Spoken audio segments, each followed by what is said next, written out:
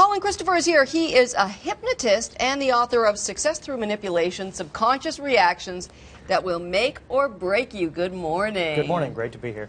I'm intrigued about the beginning of that sentence or title, Success Through Manipulation. What do you mean?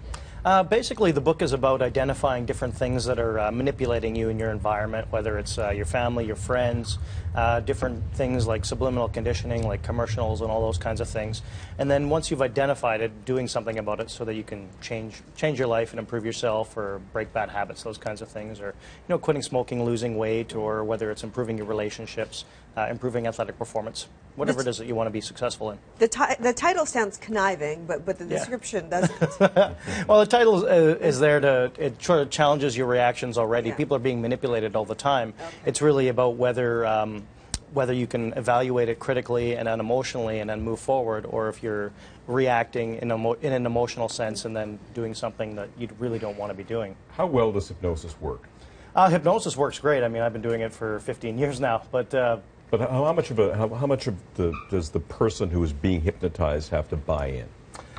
In terms of like in a therapy situation about wanting to improve themselves, they definitely have to want to improve themselves. If somebody comes up and says, I don't want to get hypnotized, I really don't want to quit smoking. Smokers are pretty guilty of this. They come up because somebody in their family wants them to quit smoking, but they really don't want to. And if they don't want to, the hypnosis really isn't going to help them.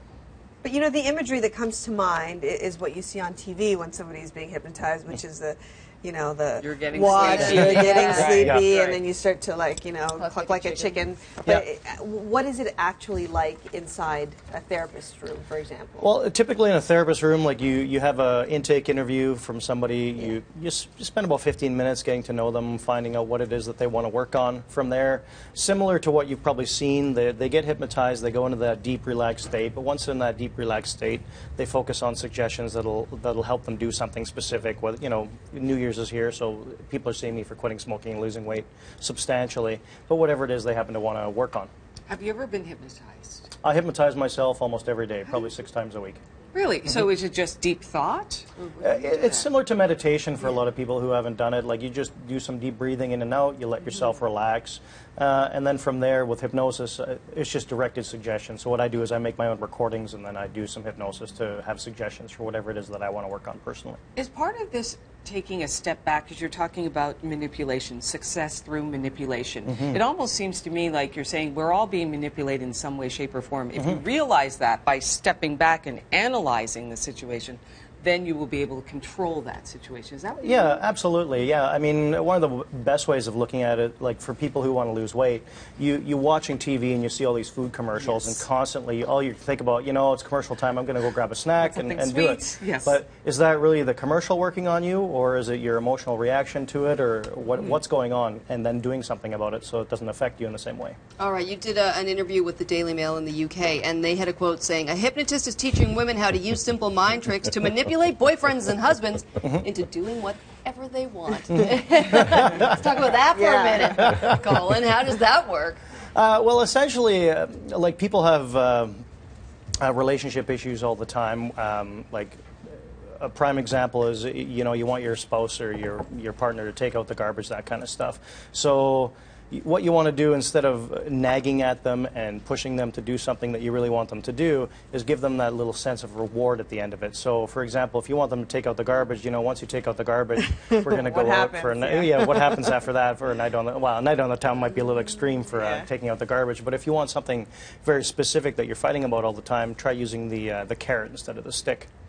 Right. Oh, okay. So it's like almost that Pavlovian approach of like there's going to be a reward, so you want to repeat the action over and over again. So it's not like you're whispering things while they're sleeping, like you will. Well, I always take a look at it is if you feel like you're being manipulated in a bad way, you're gonna cause a fight in some way, shape, or form. But if you're feeling like you're being manipulated in a way that you have a positive outcome, then the relationship's going to improve that way. Yeah, but I can kind of get what you're saying, because when you talk about self-hypnosis, just these words that come to you over and over, it's like an athlete. Like when I was training for the Olympics, like you'd wake up every day with these goals in mind, and the eventual goal is to make it to the games or to be in the top 10 or to win a gold medal. And honestly, that's what's going through your head. You're living that in your head, so you're almost manipulating yourself, if you will, to believing that you can do anything. Well, how does that, I'm Absolutely. wondering, I mean, I'm not an athlete and I've never done that or had these big goals.